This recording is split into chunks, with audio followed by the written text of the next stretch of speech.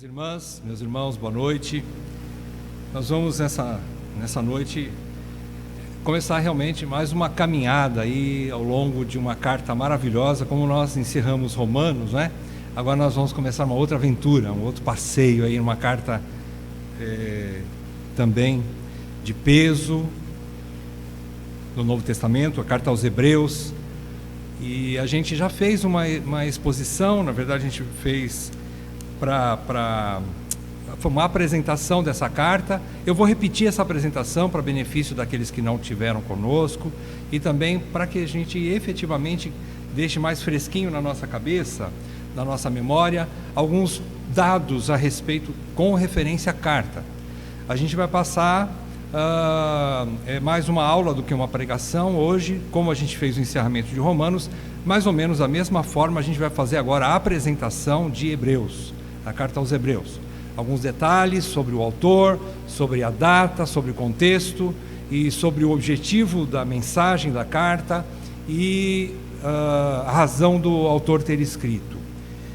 A gente vai fazer isso com bastante tranquilidade. A gente vai também expor com uma certa tranquilidade, uma certa lentidão, porque sabemos que, como Romanos, também Hebreus, tem detalhes difíceis de entender e a gente então vai ter que ir com bastante cautela para tentar extrair as verdades que a gente tem nessa carta maravilhosa, né? E que realmente vai ser uma aventura, realmente um passeio nessa carta que vai nos edificar muito, eu creio nisso, trazer bastante alimento sólido para a igreja, né?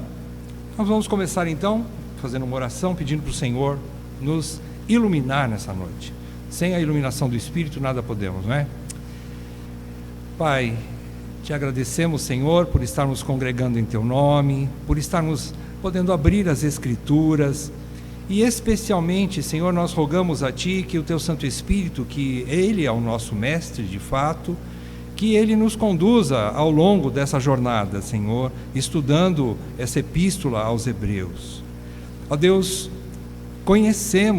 reconhecemos a nossa limitação, a nossa falta de entendimento e o quanto precisamos que o nosso Mestre Espírito Santo contribua conosco, tanto auxiliando aquele que expõe com fidelidade, com graça, com sabedoria, com pesquisa e seriedade na preparação de cada aula, de cada pregação, como também pedimos que todos os ouvintes também sejam tomados em seus corações e em suas mentes pelo Espírito Santo de revelação, para que assim toda a igreja seja fortalecida, animada, consolada, exortada e dirigida pelo caminho correto.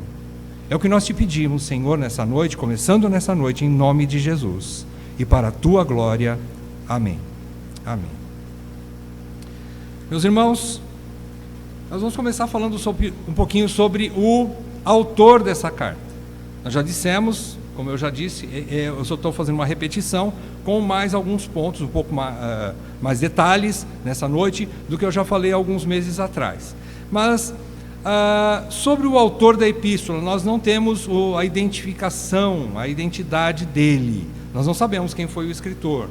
Existem vários estudiosos pensam que pode ter sido Paulo, pode ter sido Apolo, pode ter sido outro presbítero ou apóstolo, mas não temos essa certeza, O que nós temos é alguma coisa a respeito do perfil dele. Quem era esse homem? Em primeiro lugar, primeiro detalhe você encontra em Hebreus. Desculpe se eu falar Romanos, vocês entendam Hebreus, tá bom? Nós só vamos abrir a epístola aos Hebreus nessa noite.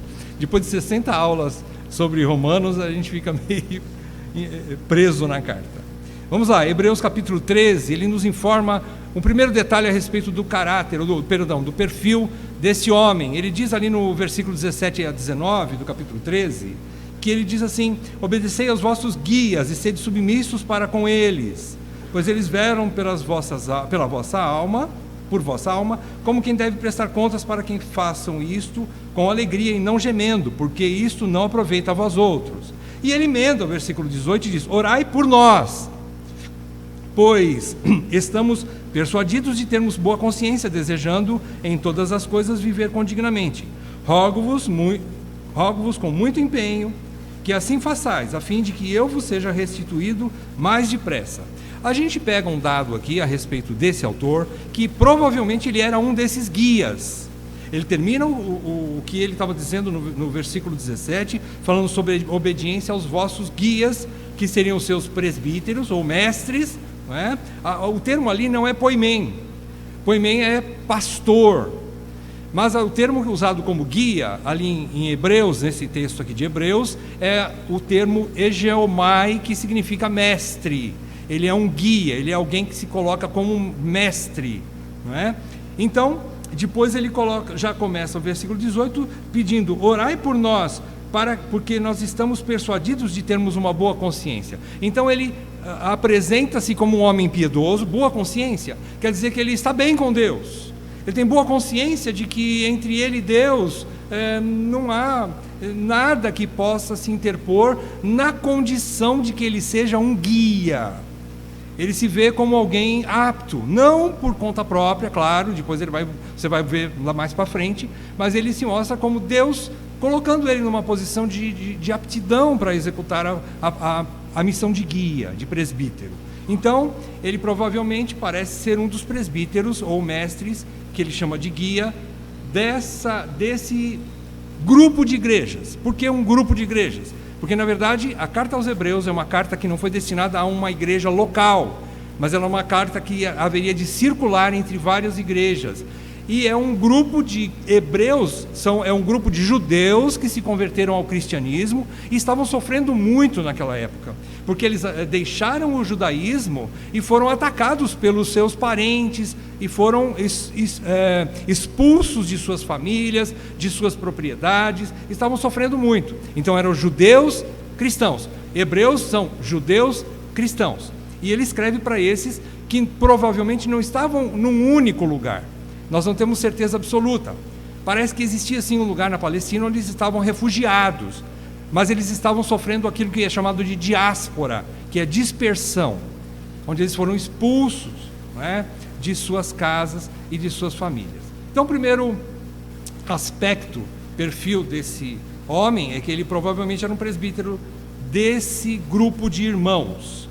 Em segundo lugar, ele estava na Itália, porque ele tinha, por algum motivo que nós não sabemos, ele estava na Itália. Nós não sabemos se ele estava preso ou se ele estava ali em viagem para ter um contato com alguém que naquela época também estava na Itália, que muitos estudiosos acreditam que era Paulo.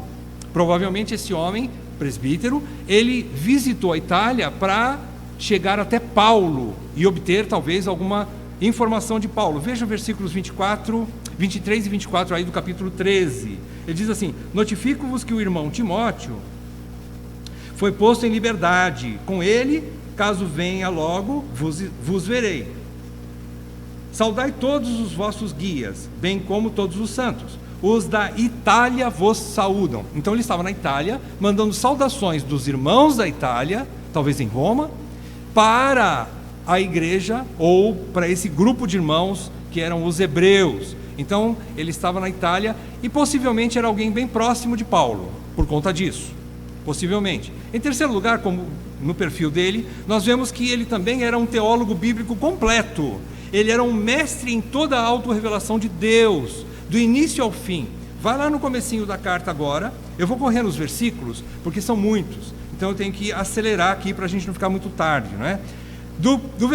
Versículos 1 e 2 do capítulo 1, você vê assim, que ele diz: havendo Deus outrora falado, muitas vezes, de muitas maneiras, aos pais pelos profetas, ou seja, ele tem conhecimento dos profetas, ele tem conhecimento das escrituras que apontavam que Deus falando através dos profetas do Antigo Testamento, mas ele depois, no versículo 2, ele mostra um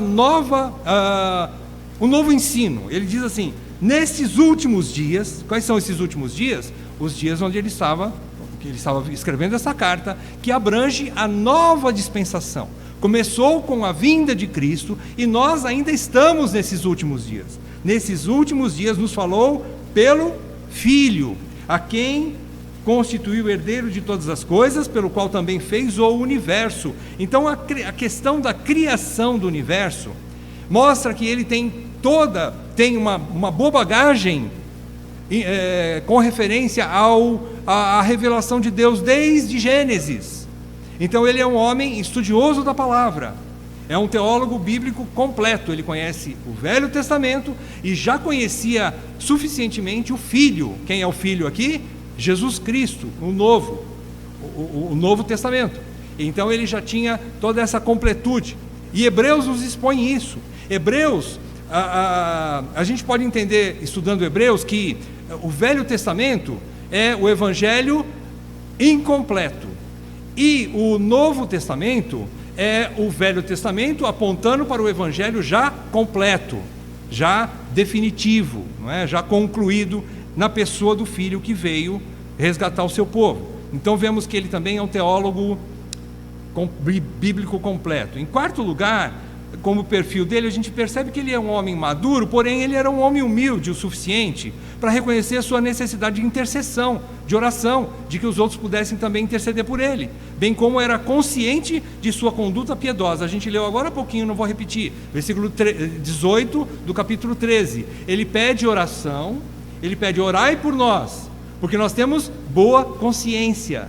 Não é? Nós temos boa consciência. O que ele quer dizer? Ele está mostrando que ele é um homem maduro, ele é um homem que está consciente da sua conduta piedosa e que ele também sabe que sem oração ele não vai a lugar nenhum. Então ele apesar de ser maduro, ele é humilde para pedir oração para os irmãos, para que ele pudesse então cumprir o seu ministério. Então é um homem maduro e humilde. Em quinto lugar, a gente percebe que ele não era exclusivista ou dono do rebanho. No capítulo 10, versículo 25, é aquele texto conhecido que o autor diz, ele pede para que não deixemos de congregar-nos, como é costume de alguns. Então ele expõe a necessidade de congregar. Diferentemente de muitos outros pastores do nosso tempo, principalmente, você percebe assim, que parece que o rebanho está nas mãos e na dependência do homem. Muitos líderes assim tratam a sua igreja. Se vocês não estiverem sob a minha condução plena, vocês não vão para o céu. Mas ele está dizendo aqui, é mais importante a igreja do que eu. As palavras desse presbítero, do autor dessa carta, expressa isso. Ele diz assim: não deixemos, percebe que ele está colocando no plural e se incluindo junto? Não deixemos de congregar. Então ele está mostrando que ele não é exclusivista, ele não é dono do rebanho. Ele está dizendo assim para a igreja: é mais importante vocês congregarem, não importa se eu estarei lá ou não para conduzir vocês, mas a igreja é o lugar, o aprisco do povo de Deus, seguro, e é lá que vocês precisam estar, independentemente se eu estiver lá ou não. Então ele se exclui da possibilidade de ser o dono do rebanho, não é? Por último, nós percebemos que ele fazia parte de uma geração pós-apostólica. Então descarta totalmente a possibilidade de ser Paulo, ou algum dos apóstolos, ou algum crente da primeira geração. Porque vejam o capítulo 2, versículos 3 e 4, ele diz assim: se pois se tornou firme a palavra falada por meio de anjos, e toda transgressão ou capítulo 2, versículo 3, eu estou falando, versículo 3, como escaparemos nós, ele está se incluindo, né? Nós, se negligenciarmos tão grande salvação, a qual tendo sido anunciada inicialmente pelo Senhor, o Senhor aqui é Jesus. O Evangelho começou inicialmente a ser anunciado pelo Senhor Jesus, foi-nos depois confirmada pelos que a ouviram. Essa salvação aqui, que é o Evangelho, foi anunciada depois pelos que a ouviram. Quem são esses? Esses são os apóstolos, e ele não está no meio deles. Ele diz assim: eu ouvi dos apóstolos, eu não estava no meio deles. Veja o versículo 4 também: dando Deus testemunho juntamente com eles, não comigo. O testemunho de Deus a respeito de sinais, prodígios, vários milagres e distribuição do Espírito Santo segundo a sua vontade, que ele menciona aqui no versículo 4, ele não foi atingido por esse dom, por esse talento, né? Ele não está colocando-se aqui como alguém que Deus usou, nesse sentido aqui. Então ele é um crente da segunda geração. Ele não é um apóstolo. Então a gente exclui muitos dos irmãos que, por exemplo, Paulo, né, que Paulo com certeza não escreveria isso, porque ele não diria, eu ouvi de outros irmãos. Paulo diria, eu ouvi diretamente do Senhor, como ele disse em outras cartas. Paulo, então, não poderia ser. Aqui a gente começa a excluir, então, essas possibilidades. Muito bem, a gente tem alguma coisinha a respeito do perfil, mas não é tão importante. O importante não é, na verdade, descobrir ao certo quem foi que escreveu. O importante é que Deus usou esse homem para escrever. E você vai ver que, no fim das contas, é óbvio, você sabe disso, eu só estou repetindo. Quem é o autor dessa carta? O Espírito Santo. Isso é que importa. O autor dessa carta é o Espírito Santo de Deus. Ele que inspirou esse homem, que nós não sabemos quem é, para escrever essa carta. Ele fala que essa carta é uma palavra de exortação. Se você for no capítulo 13, versículo 22, ele pede para que os irmãos suportem essa palavra de exortação, até porque ele escreveu resumidamente. Aí você fala, nossa, resumidamente uma carta gigante, não é? Mas ele diz assim, é como se ele estivesse dizendo, eu tinha mais coisas para escrever para vocês, mas diante da situação, que nós vamos estudar o porquê dessa situação, que se encontravam os hebreus, eu tive que escrever meio corrido, meio resumido. Mas ele diz, suportem, ele diz, rogo-vos ainda, irmãos, que suporteis a presente palavra de exortação. Palavra de exortação aqui significa uma palavra de encorajamento. Exortação não é somente uma bronca, uma reprimenda, ou alguém que chega e dá uma dura por alguém que está se desviando do caminho. Também, exortação também seria isso, mas exortação aqui seria uma mistura entre uma reprimenda, mas em amor. É mais um encorajamento para que eles não apostatem da fé, para que eles perseverem na fé cristã. É uma palavra de encorajamento, de ânimo. Isso é que quer dizer aqui, então, a carta aos Hebreus é uma palavra de ânimo, é uma palavra para animar a igreja, tanto a igreja dos Hebreus, que a recebeu, como nós, que essa carta chega para nós nesse tempo. Então, ela é, então, uma carta, uma palavra de encorajamento. No capítulo 10, versículos 35 e 36, ele diz assim, não abandoneis, portanto, a vossa confiança, ela tem grande galardão. Com efeito, tendes necessidade de perseverança, para que, havendo feito a vontade de Deus, alcanceis a promessa. O autor está querendo dizer, com esse texto, com esses dois versículos, capítulo 10, 35 e 36, ele está querendo dizer o seguinte, que alguma coisa estava perigosa em volta daquele povo, em volta daquela igreja. O ambiente não era favorável, o contexto em que eles viviam não era favorável à fé cristã. E, semelhantemente, nós também, não é? Às vezes nós não sofremos perseguição pela carne e pelo sangue, para nós, como perseguição contra a própria vida. Mas nós temos inúmeros outros tipos de perseguição que nós sofremos, inúmeros outros tipos de tentação que nós sofremos, e tudo tentando nos fazer apostatar da fé, abandonar a fé. Então, ele diz que havia alguma coisa que ele diz, vocês não podem abandonar a vossa confiança, porque ela tem grande galardão, e por isso vocês têm necessidade de perseverança. Então é uma palavra de exortação para perseverança. Mas o que estava acontecendo?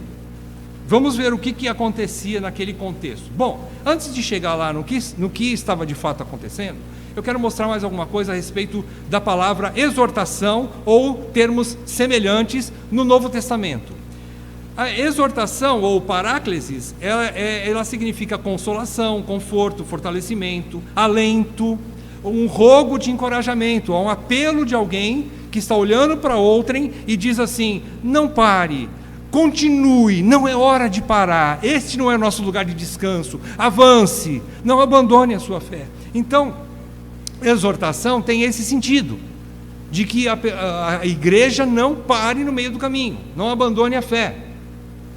E esse termo, paráclesis, ou termos semelhantes como parakaleo, que é o exortado, você está sendo exortado, e paracletos. Paracletos é o termo consolador, que é atribuído ao Espírito Santo. Eles aparecem juntas 143 vezes no Novo Testamento.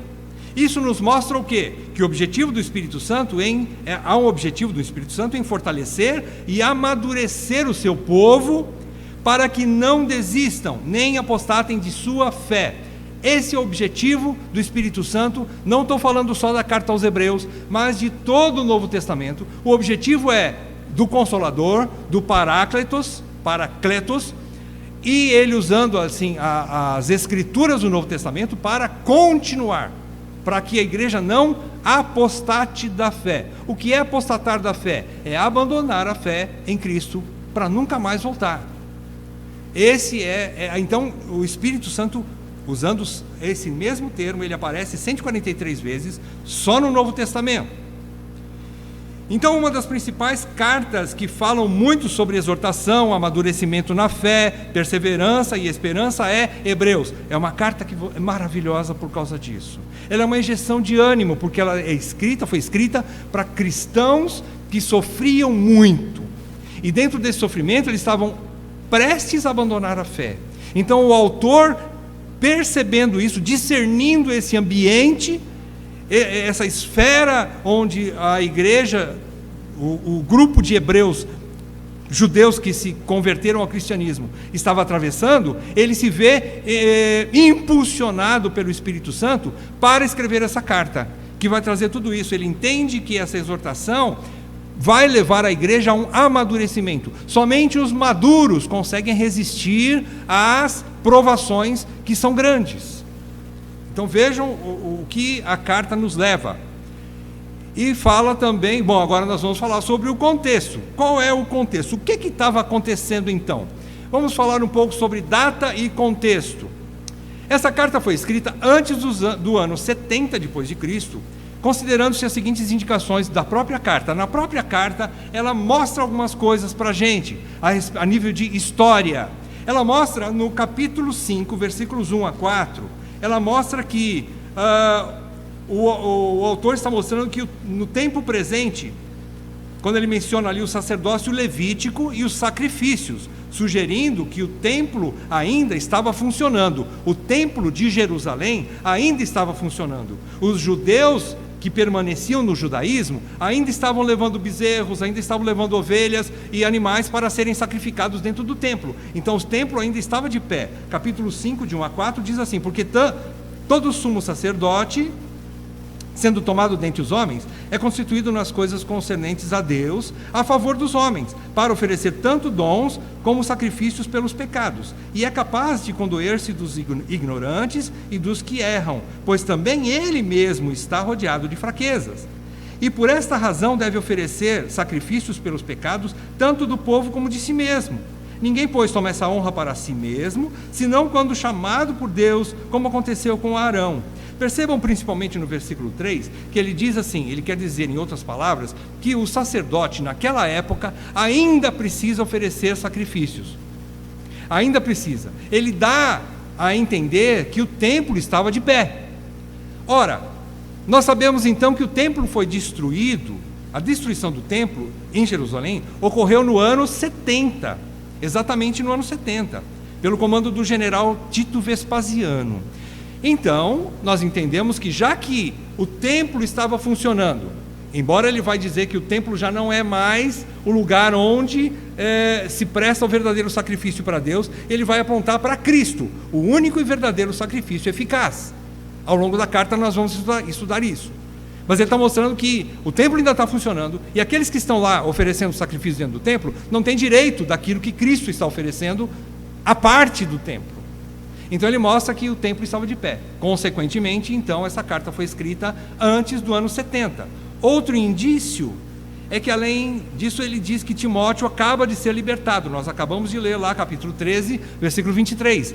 Timóteo acabava de ser libertado. E que a perseguição estava se tornando cada vez mais severa. Se você pegar no capítulo 13, versículo 3, ele vai dizer assim: lembrai-vos dos encarcerados, como se presos com eles, dos que sofrem maus tratos, como se com efeito vós mesmos, em pessoa, fosseis os maltratados. Ele está querendo dizer o seguinte: está acontecendo um maltrato muito grande no cristianismo. Naqueles que se converteram a Cristo, está havendo uma perseguição e prisões, e muitas prisões, uma perseguição. tanto por conta dos judeus que permaneciam no judaísmo e se tornaram inimigos dos judeus que se converteram ao cristianismo, como também dos romanos. Nós não vamos ler, mas se você vai estudar em casa, Atos capítulo 18, 1 e 2. Ali foi o início da diáspora, ou dispersão dos cristãos. O que é que aconteceu? Sob o comando de Cláudio, o imperador, os cristãos foram expulsos de Roma, da Itália, mais precisamente de Roma. E o que aconteceu? Um casal que foi expulso de Roma, Priscila e Áquila, eles saíram fugidos de Roma e eles se encontraram com Paulo. E se encontrando com Paulo, foi a primeira vez que Paulo encontrou Priscila e Áquila, e eles se tornaram sócios e também parceiros na propagação do Evangelho, né? E ali nesse texto de Atos 18, 1 e 2, diz ali que houve essa dispersão. Então é o primeiro ponto ali que a gente vê. Isso ocorreu entre os anos 67 e 69, depois de Cristo. Então, consequentemente, ligando o capítulo 13 com o capítulo 18 de Atos, você vê que então isso aconteceu antes dos anos 70. E o que isso significa para nós? Significa que por conta dessa perseguição tremenda, e não foi uma perseguição, foi realmente sangrenta, ele estava começando, essa possibilidade de apostasia estava se tornando cada vez mais real. Por quê? Pela perseguição implacável que a igreja sofria por parte dos seus patrícios judeus, que não se converteram ao cristianismo, permaneceram no judaísmo, e também dos romanos, eu estou aqui, né? E certa permissividade às práticas da religião judaica. Por quê? Porque Roma não via o judaísmo, a religião judaica, como uma ameaça tão grande quanto o cristianismo. Por quê? O cristianismo pregava um novo rei, um novo Kyrios, Senhor, que é Jesus. Então, Roma olhava assim, espera aí, está se levantando um inimigo de César. Então, nós não podemos permitir isso. Então, eles tinham o cristianismo como uma ameaça muito maior que o judaísmo. Então eles permitiam os judeus continuarem praticando a sua religião. Já os cristãos não. Então, essa perseguição, esse sofrimento desses cristãos, poderia levá-los a abandonar a fé cristã, e isso se chama apostasia, e retornarem ao judaísmo. Aí a gente pergunta assim, peraí, mas apostasia não é somente quando uma pessoa deixa o Evangelho, deixa a igreja, deixa a Bíblia, deixa Jesus e vai para o mundão e se declara ateu? Apostasia não é isso? Não. Apostasia é qualquer coisa que leva uma pessoa a abandonar o verdadeiro Evangelho e ir para alguma outra qualquer religião. Se eles voltassem para o judaísmo, eles estavam apostatando de Cristo. Se eles fossem para qualquer outra religião, eles estavam apostatando de Cristo. Uma vez uma família chegou para mim e disse assim, irmão, eu não vou mais congregar com vocês. Mas irmão, por quê? Tá, tudo bem, você vai para outra igreja? Sim, irmão, eu vou voltar para a minha origem. Eu sempre fui católico, romano. Eu vou voltar para o catolicismo. Falei, meu irmão, você está deixando a fé. Não, Jesus está lá também. Olha o engano, irmãos, ele está apostatando. Ele foi para o catolicismo, abandonou Cristo, abandonou o verdadeiro Evangelho, ele apostatou. Não tem essa, dizer, eu vou para uma outra religião, não vou deixar Deus. Não, não existe isso. A apostasia é tanto alguém que abandona a fé e torna-se um incrédulo, como alguém que muda de religião. É a mesma coisa, os dois vão para o inferno, do mesmo jeito. Então, além disso, mesmo tendo escapado da perseguição romana, alguns escaparam. Se você pega o capítulo 12, eu não vou ler, eu gostaria que vocês lessem em casa, eu vou disponibilizar todos os textos para vocês repassarem isso em casa, não é? E terem isso fresquinho na ideia de vocês.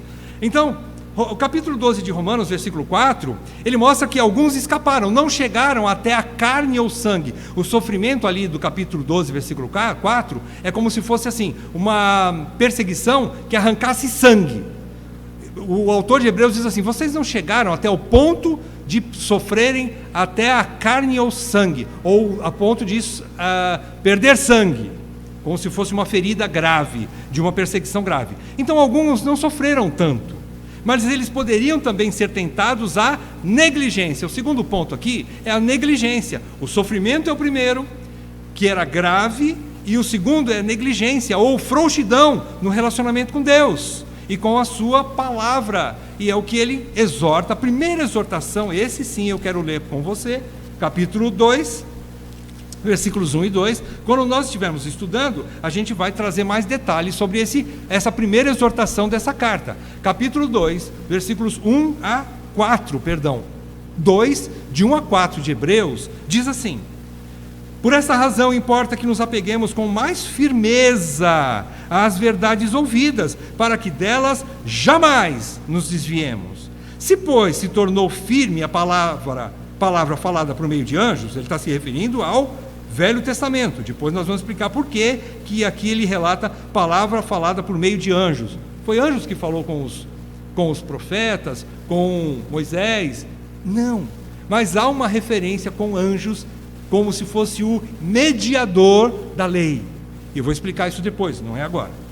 Vou deixar você com vontade de participar da próxima reunião.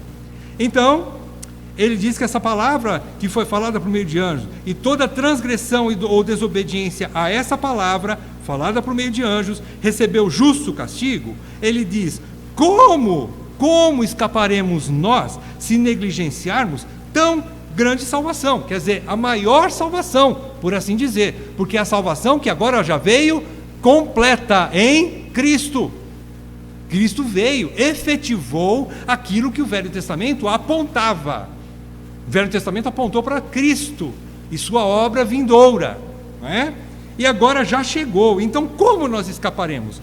Se o castigo da salvação menor, por assim dizer, foi grave, imagine nós por essa salvação tão grandiosa.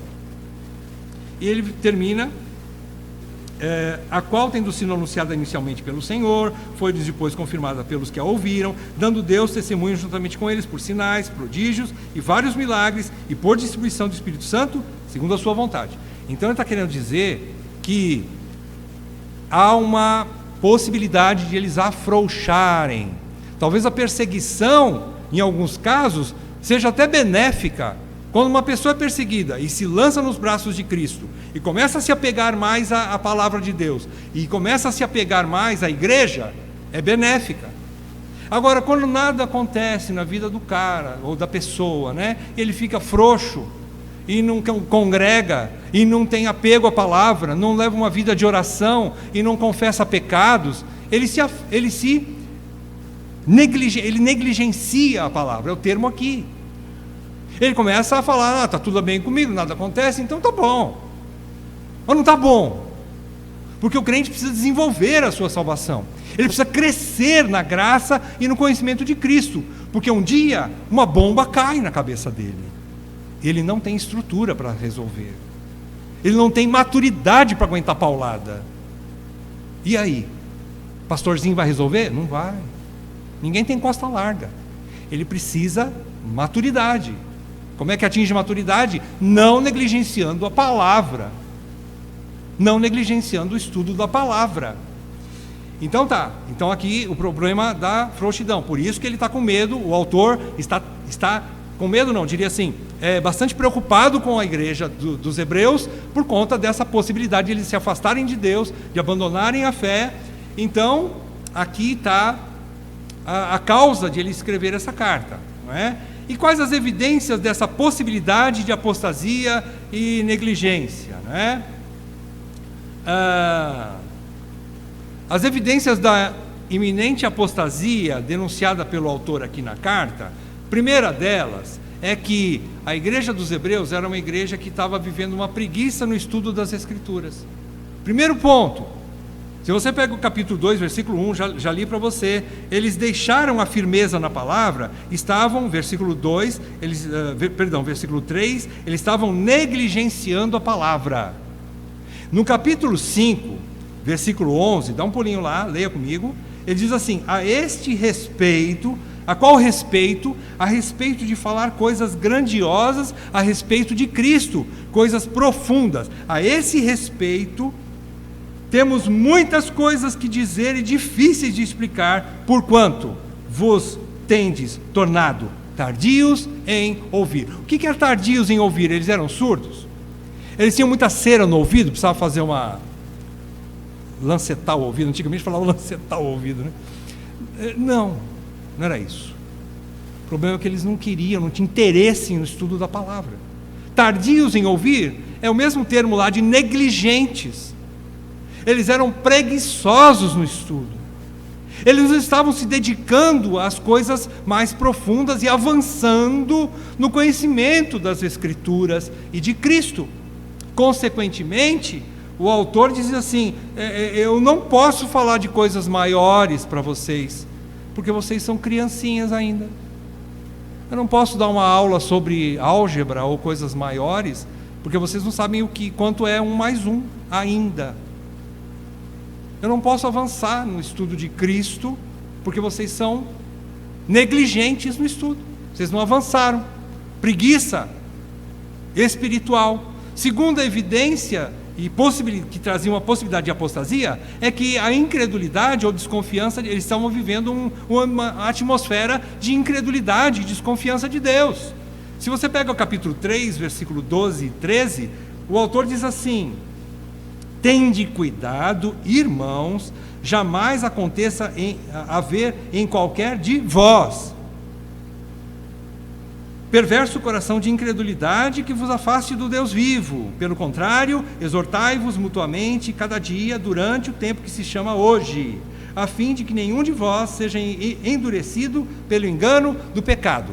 O que acontece aqui? Acontece que a desconfiança, a falta de fé ou incredulidade de alguns crentes, por incrível que pareça, é uma desconfiança de Deus, pode levar a um endurecimento do coração e que é pecado. Qual é o exemplo que ele dá aqui? O povo no deserto.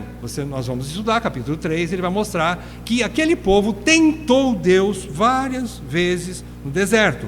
Quando eles desconfiaram de Deus, eles diziam assim: por que Deus nos tirou do Egito para fazer a gente morrer aqui no deserto? Por que Deus nos tirou do Egito? Lá tinha água. Por que Deus nos tirou do Egito? Lá tinha melão, lá tinha cebola, lá tinha comida, e aqui não tem. Estamos comendo esse pão, que era o maná, né? Esse pão horrível aqui no deserto.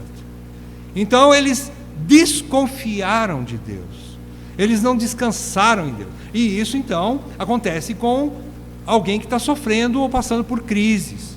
Pode acontecer, não é? A pessoa que entende mal a maneira com que Deus conduz o seu povo, e ele começa então, primeira coisa, ter preguiça nos estudos. Segunda coisa, começa a ganhar incredulidade.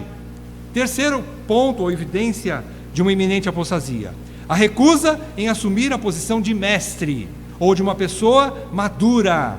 Capítulo 5, versículo 12, pertinho de onde eu já li agora há pouco, só que agora o versículo 12.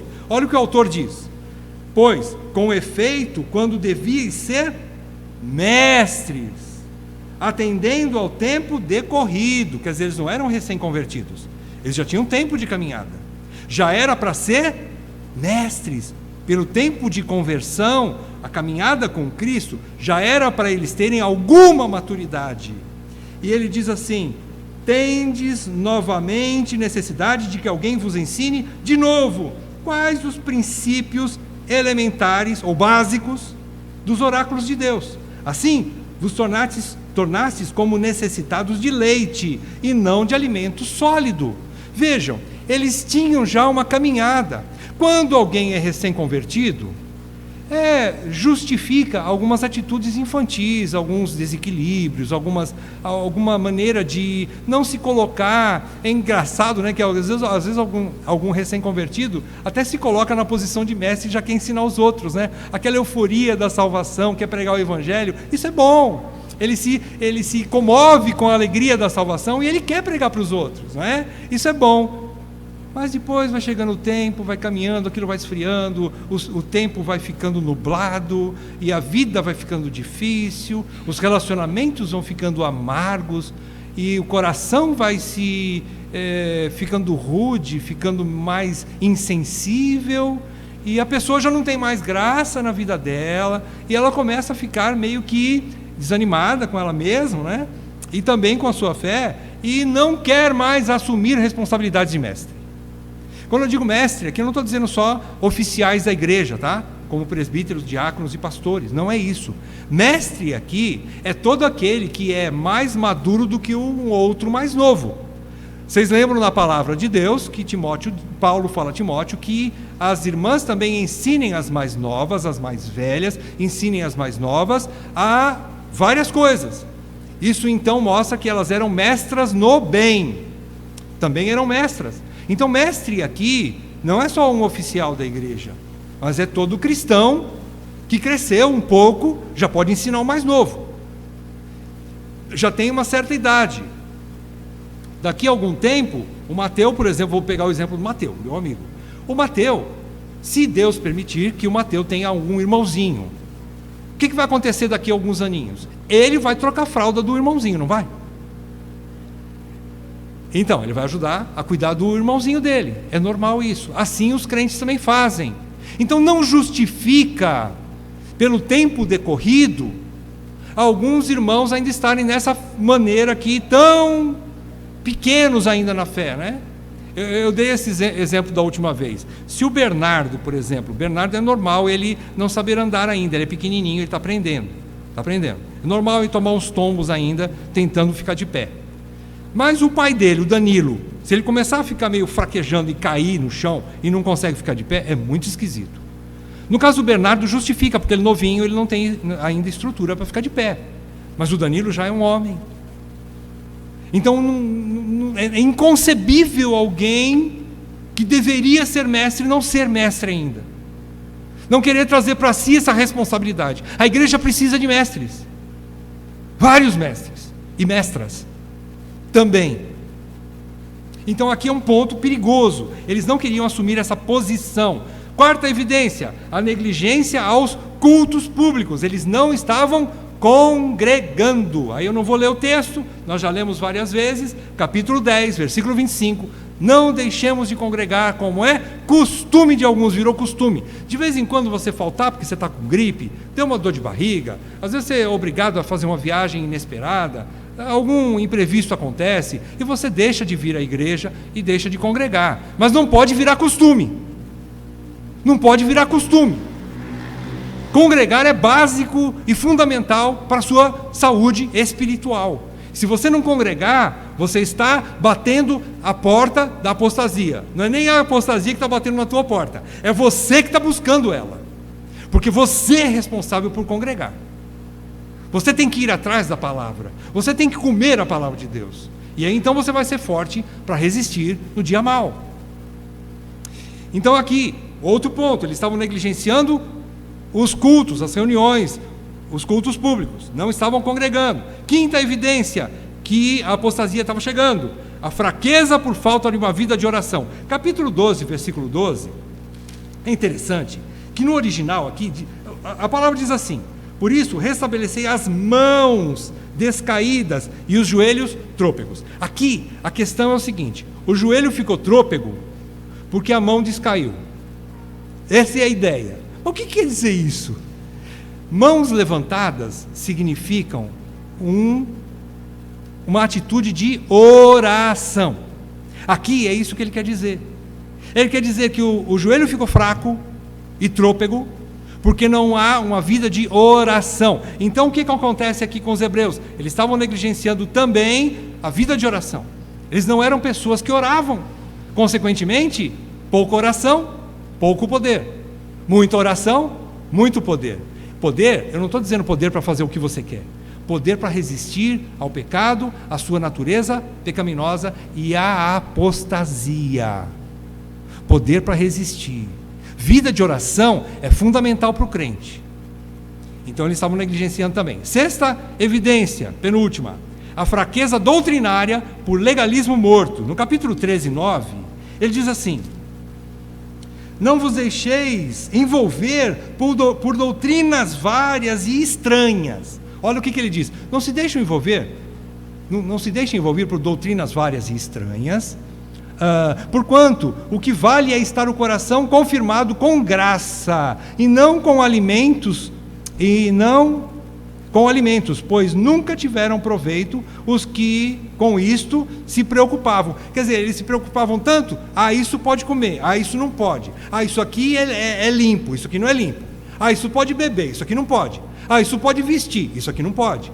Eles lembram-te do texto do capítulo 14, os capítulos 14 e 15 de Romanos? É mais ou menos o que ele está querendo dizer aqui, em resumido. Não se preocupem tanto com fazer ou não fazer, pode ou não pode. Se está relatado nas Escrituras com clareza, aí é uma ordem, uma lei. Se não está, não se preocupe com isso. Então eles estavam trazendo tanta coisa para a cabeça deles, comer carne de porco não pode, hein? Comer isso não pode, hein? Tanta coisa que em vez de conhecer Cristo, eles estavam deixando do conhecimento principal, que era a revelação de Deus na pessoa de Cristo, se preocupando com come, não come, bebe, não bebe, veste, não veste, corta, não corta. E aí vai deixando as outras coisas principais. Então se envolvendo com doutrinas tolas, várias e estranhas. Por conta disso eles estavam com fraqueza doutrinária, eles não estavam conhecendo Cristo. Por último, a falta de obediência à liderança da igreja, é o texto de 13:17, quando ele diz assim: obedecei aos vossos guias e sede submissos para com eles.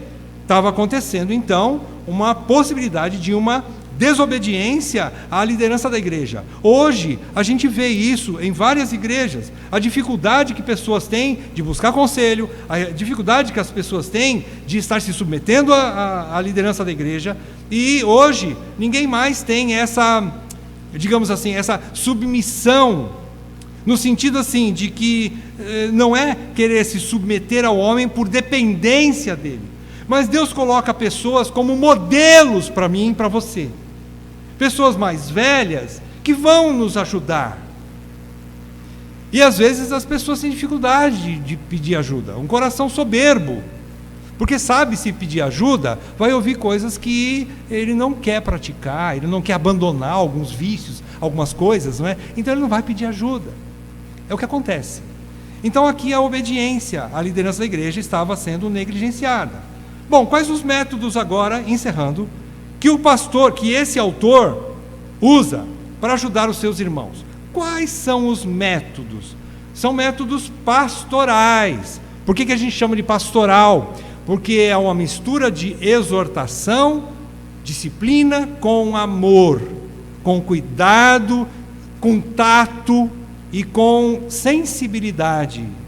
Então, apesar de ser incisivo nas exortações e objetivo em sua doutrina, apresentando a superioridade de Cristo, esse é o ponto principal da carta, o autor também se mostra compassivo com seus leitores. Por exemplo, capítulo 4, 14 a 16, ele diz assim, olha só, primeiro ponto aqui, ele mostra Cristo como o grande sumo sacerdote, fonte de graça, misericórdia e socorro. Ele está mostrando assim, vocês estão sofrendo, mas existe uma fonte de poder. Ele diz assim, tendo pois Jesus, o Filho de Deus, como grande sumo sacerdote que penetrou os céus, conservemos firmes a nossa confissão, porque não temos sumo sacerdote que não possa compadecer-se das nossas fraquezas. Antes, foi ele tentado em todas as coisas, à nossa semelhança, mas sem pecado. Acheguemo-nos, portanto, confiadamente junto ao trono da graça, a fim de recebermos misericórdia e acharmos graça para socorro em ocasião oportuna. O autor está dizendo assim, percebam nas palavras dele, eu estou com vocês. Vocês perceberam isso? Ele não diz assim, vocês têm um sumo sacerdote. Não, ele diz assim, nós temos um sumo sacerdote. Ele não diz assim, vocês têm fraquezas. Não, ele diz, as nossas fraquezas. Ele se coloca junto. Ele não está se fazendo melhor do que os irmãos. Ele está se colocando no mesmo patamar, no mesmo nível, na mesma dificuldade e fraquezas que qualquer irmão tem, ele também tem. Só que ele diz assim, nós temos um remédio, Jesus Cristo. Busque-o em oração. Busque o trono da graça. Eu não vou falar, tá? porque 4, 14 a 16 é uma das passagens mais bonitas, e vamos deixar para falar na época, né? Então tá, não vai dar tempo de falar em detalhes. Mas ele está mostrando que há uma fonte de graça, misericórdia e poder e socorro, e ele está se colocando junto com seus irmãos. Em segundo lugar, outro método dele é mostrando a convicção da salvação deles. Ele tem certeza que esses irmãos são salvos. Ele não está dizendo assim, vocês são apóstatas. Ele está dizendo assim, a apostasia é uma realidade, mas eu creio que vocês são crentes, e vocês não vão apostatar. Veja o que ele diz, capítulo 6, de 9 a 12. Quanto a vós outros, todavia, ó amados, primeiro ele está se referindo ao que ele disse anteriormente. Ele diz que há um desvio, onde esses crentes que se desviaram nunca mais voltarão. Mas agora ele olha para a igreja dos hebreus e diz assim, vocês não são esses.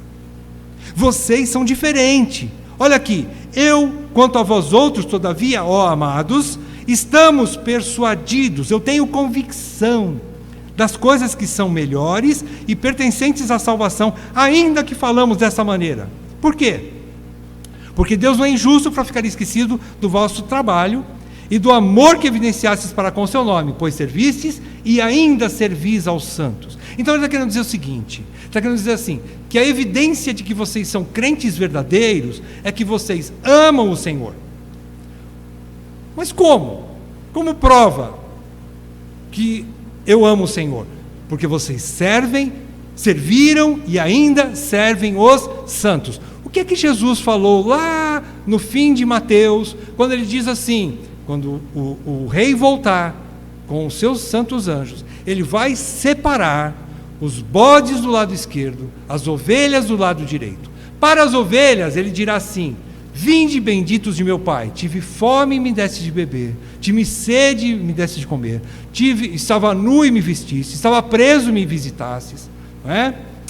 E então as ovelhas perguntam assim, mas Senhor, quando nós vimos o Senhor com tudo isso e te servimos? Jesus responde, toda vez que o fizestes a um dos meus pequeninos irmãos, a mim o fizestes.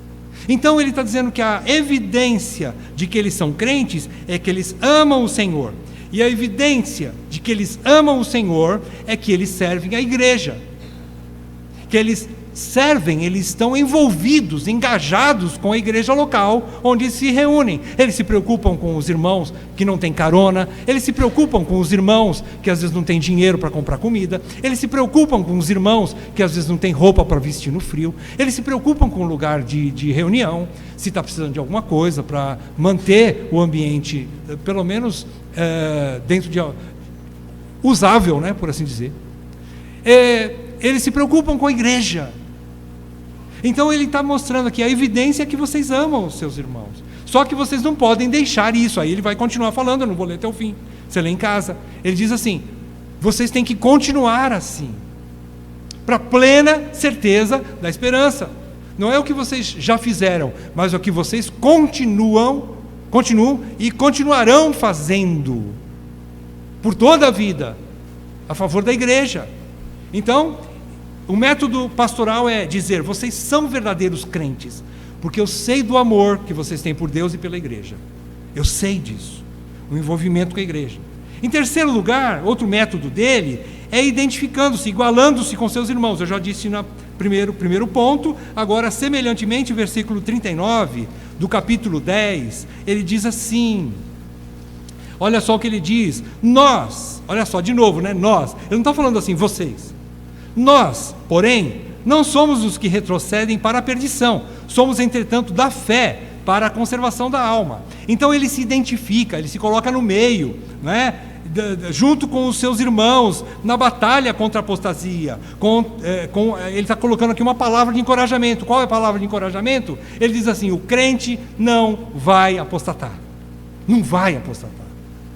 O verdadeiro crente não vai apostatar. E a gente vai estudar ao longo da carta. Como é que Deus faz isso? Através de palavras de exortação. Através de palavras assim, não faça isso. Não entre por esse caminho. Através de palavras de exortação. Através de inculcar em nós o temor de Deus. Para que eu recue daquele desvio que eu estou tentando entrar. Me arrependa e conserte o meu caminho e permaneça no caminho correto. É através disso que Deus mantém a igreja e os seus eleitos no caminho, longe da apostasia. Então, e por último, ele também ora, ele registra na carta que ele ora pelos seus amados irmãos. O autor, ele então faz uma oração pastoral, capítulo 13, versículos 20 e 21, está aí, transcrito aí na tela.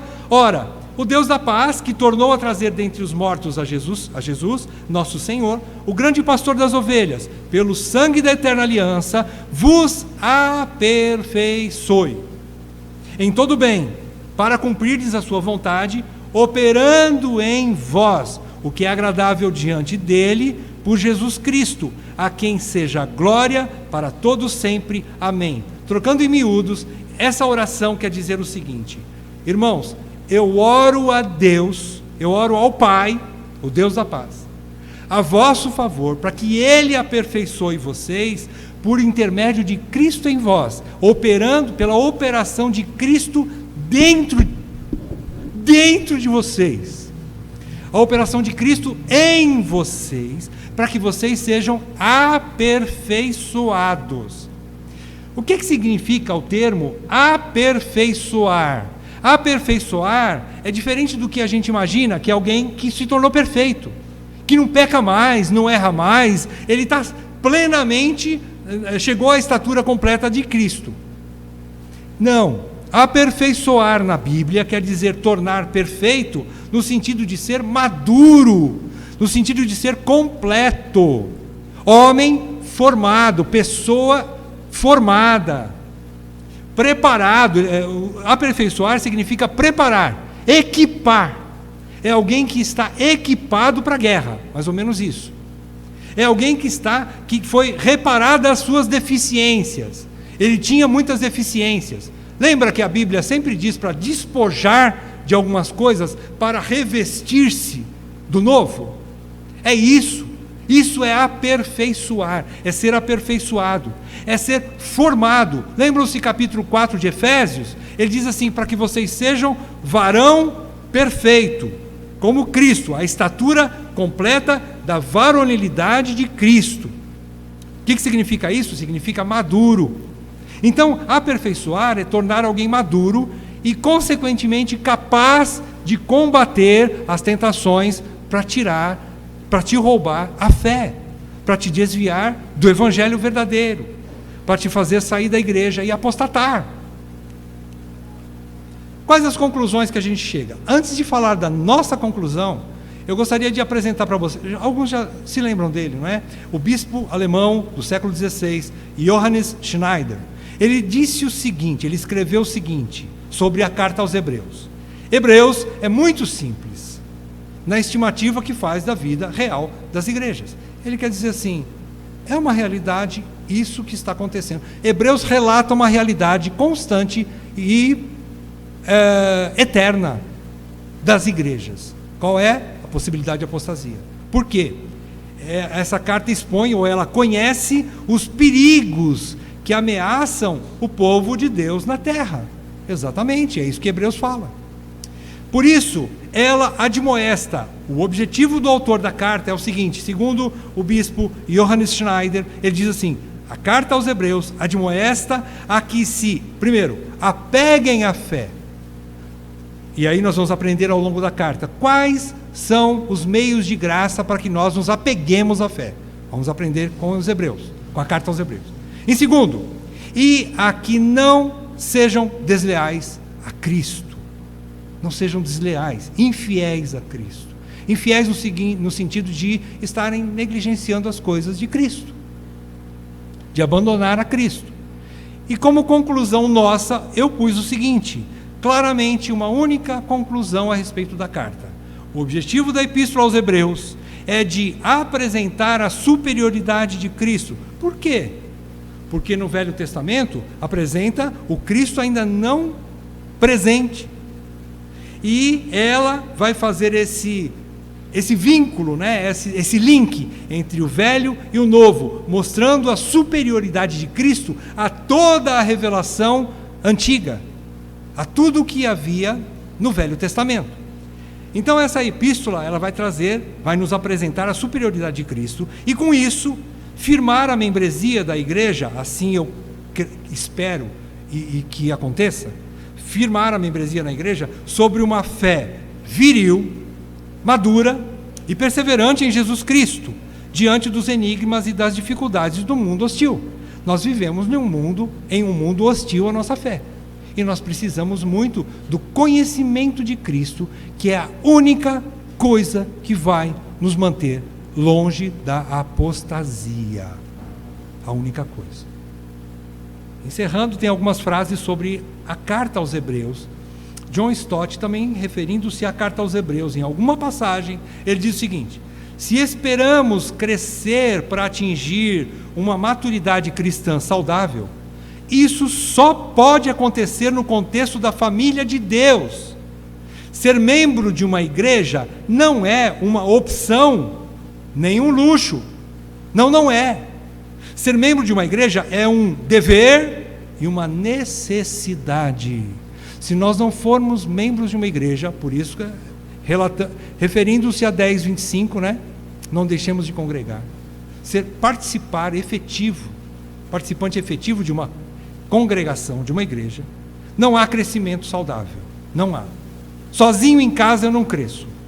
Eu posso estudar a Bíblia 200 vezes, não cresço.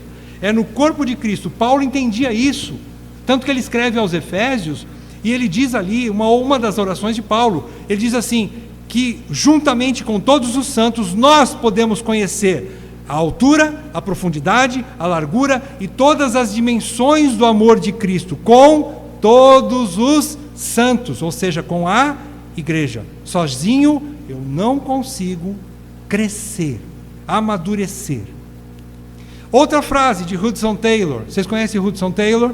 Foi o grande missionário inglês que pregou na China. Ele amava a China. Ele sofreu muito na China. Ele perdeu suas filhinhas e a sua esposa lá na China, pregando o evangelho. Se eu não me engano, 50 e poucos anos ele pregou o evangelho na China. E aqui aparece ele bem velhinho ali, ó. E ele diz o seguinte: aprender o que Deus quer nos ensinar no meio da dificuldade é mais importante do que sair dela. Com certeza, Hebreus não está dizendo assim, olha, pede para Deus mandar dificuldade para você. Não, ele não pede isso.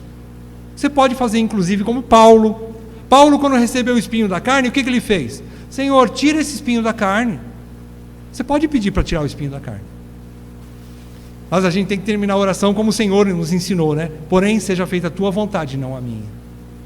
E mais do que isso, aprender com a dificuldade, aprender com as lutas, com as perseguições, com a dor, com o sofrimento. Tudo tem um propósito de Deus. Como nós terminamos em Romanos, capítulo 8, ele diz assim que todas as coisas cooperam para o bem daqueles que amam a Deus. Você crê nisso? Então, se todas as coisas cooperam para o bem daqueles que amam a Deus, o sofrimento também, não é? Para o bem. O que você aprendeu com o sofrimento? Extraia desse período de sofrimento coisas úteis. Fortaleça a tua fé.